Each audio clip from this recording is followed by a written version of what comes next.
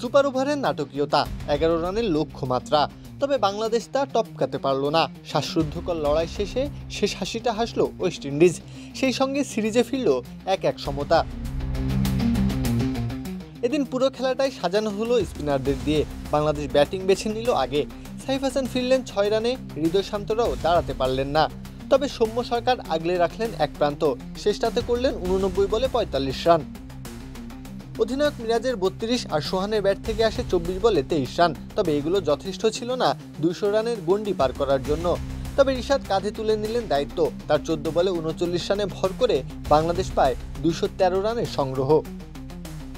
Run তাড়া করতে নামা উইন্ডিজের লাগাম শুরুতেই টেনে ধরেন নাসুম আহমেদ, ব্র্যান্ডন কিংকে ফিরিয়ে দেন প্রথম ওভারেই।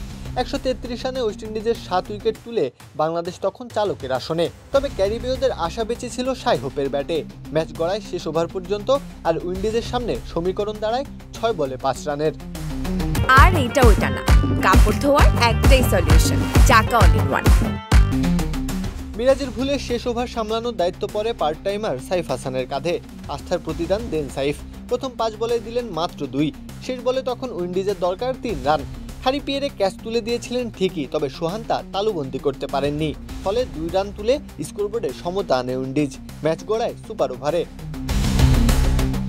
বাংলাদেশের সামনে লক্ষ্য দাঁড়ায় ১১ রানের। প্রথম বলে ৫ রান পেলেও শেষ ৫ বলে ৬ রান নিতে ব্যর্থ হলেন সৌম্য সাইফরা, আর তাতেই হারতে হলো বাংলাদেশকে।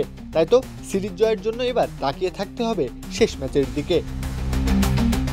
প্রত্যহ কাব্য, খেলা ৭১।